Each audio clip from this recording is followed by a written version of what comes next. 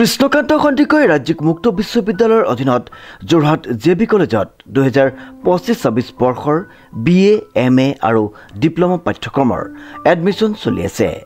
এডমিশ্যনৰ last date 31 July 2025। নামভৰ্তিৰ বাবে যোগাযোগৰ নম্বৰটো হৈছে 9954692884 অথবা 9706357140 জেবি কলেজ যোৰহাট।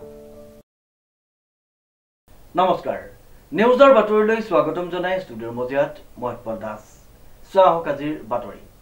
সাংস্কৃতিক তথা শৈক্ষিক নগৰী যোৰহাট চহৰস্থিত এটি অগ্ৰণী সামাজিক সাংস্কৃতিক অনুষ্ঠান মিলনজ্যোতি মইনা পাৰিজাতৰ ৰূপালী জয়ন্তী অনুষ্ঠানটি এটি গাম্ভীৰ্যপূৰ্ণ অনুষ্ঠানেৰে সফলভাৱে সামৰি পৰে। নিউজৰ এক বিশেষ প্ৰতিবেদন।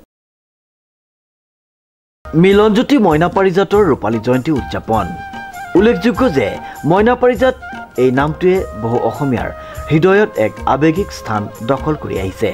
শিশুসকলৰ প্ৰতিভা বিকাশৰ ক্ষেত্ৰত এক বিশেষ মঞ্চ হিচাপে পৰিগণিত হৈ আহিছে এই মইনামেল। যদি মইনা পাৰিজাতৰ প্ৰতিষ্ঠা হৈছিলে 2000 চনৰ 18 জনত, সেই হিচাপে আমাৰ 25 বছৰ হৈছে। এই 25 বছৰ ৰূপালী জয়ন্তী হয়।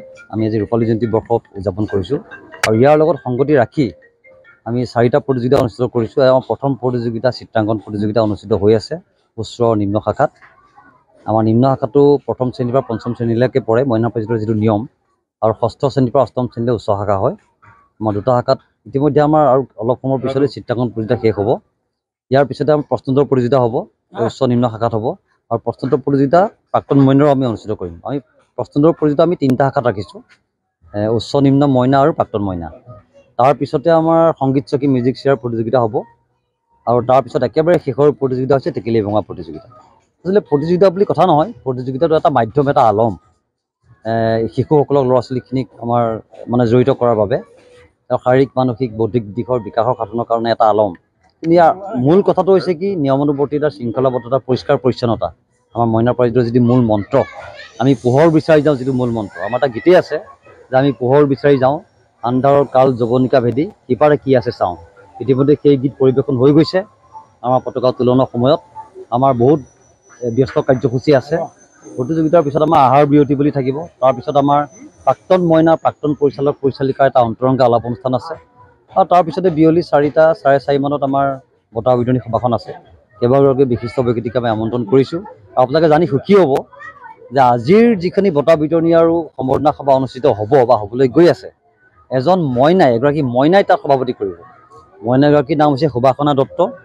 আমাৰ বালিগাঁও নপমোৱা গাঁৱৰ নৱৰূপ মইনা পাৰিজাতৰ মইনা, খুব এগৰাকী নিষ্ঠাৱান ভাল মইনা, সদক্ষ মইনা সুবাসনা দত্ত। সমগ্ৰ আজি সভাখন সেই মইনাগৰাকীয়ে পৰিচালনা কৰিব আৰম্ভণি বা শেষলৈকে। সেইটো আমাৰ মইনা পাৰিজাতৰ কাৰণে গৌৰৱ।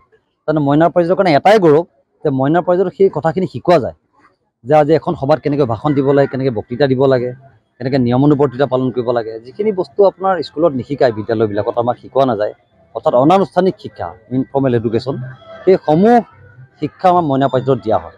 আজি তৰ্ক প্ৰতিযোগিতা হয়তো বিদ্যালয়ত নিশিকায় কেনেকৈ কৰিব লাগে, বা আকস্মিক বক্তৃতা, কবিতা আবৃত্তি কেনেকৈ কৰিব লাগে বিদ্যালয়ত ইমান নিশিকায়, কিন্তু আমাৰ মইনা পাৰিজাতত সেই শিক্ষাটো কিন্তু দিয়া হয়। আৰু এই শিক্ষাটো আপোনালোকে জানি এটাই ভাল পাব যে কোনো আমি তাৰ বাবে মাননি লোৱা নাযায়, কোনো মাননি নোলোৱাকৈ স্বতঃস্ফূৰ্তভাৱে ইচ্ছাৰে আগবঢ়োৱা সেৱাটোৱে হৈছে মইনা পাৰিজাত। উল্লেখযোগ্য যে যোৰহাট মিলন নগৰত অৱস্থিত মিলনজ্যোতি মইনা পাৰিজাতে বিগত 25 বছৰে সমাজত এটা শক্তিশালী ভূমিকা গ্ৰহণ কৰি আহিছে ছাত্ৰ ছাত্ৰীসকলৰ মাজত। সেইবাবে মিলনজ্যোতি মইনা পাৰিজাতে উদযাপন কৰিছে ৰূপালী জয়ন্তী বৰ্ষ, অৰ্থাৎ 25 বছৰৰ দীঘলীয়া যাত্ৰা। 2000 চনৰ 18 জুন তাৰিখে প্ৰতিষ্ঠা কৰা দিনৰে পৰা শিক্ষাৰ্থীসকলৰ পৰা কোনো ধৰণৰ মাহেকীয়া মাচুল নোলোৱাকৈ শিশুসকলক সুনাগৰিক হোৱাৰ লগতে শিশুসকলৰ বৌদ্ধিক বিকাশৰ বাবে এখনি বিশেষ মঞ্চ দিয়াৰ সুযোগ প্ৰদান কৰি আহিছে। মন্তব্য শুনা মইনা পাৰিজাতৰ একমাত্ৰ অনুষ্ঠান, যিটো অনুষ্ঠানে শিশুসকলক শাৰীৰিক, মানসিক আৰু সাংস্কৃতিক বিদ্যায়তনিক আটাইকেইটা দিশত আগবঢ়াই নিয়াৰ একমাত্ৰ অনুষ্ঠান।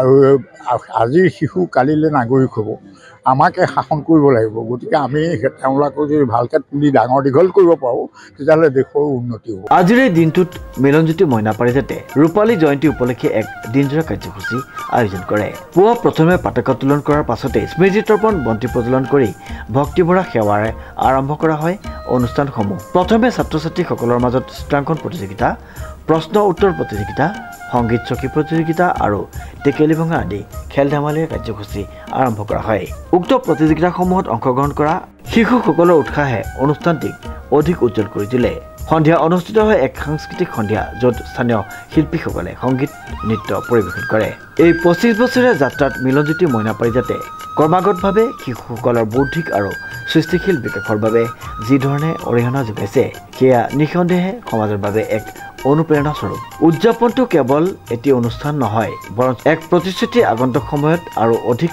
সংখ্যক শিশুক সঠিক দিশত আগবঢ়োৱাৰ লক্ষ্য মিলনজ্যোতি মইনা পাৰিজাতৰ মিলনজ্যোতি মইনা পাৰিজাতৰ এই উজ্জ্বল 25 বছৰীয়া যাত্ৰাৰ শুভক্ষণত সকলো সদস্য শিক্ষয়িত্ৰী আৰু শুভাকাংক্ষীক আমাৰ ফালৰ পৰা আন্তৰিক অভিনন্দন জ্ঞাপন কৰিছোঁ অনুপম বৰাৰ ৰিপৰ্ট নিউজ নাও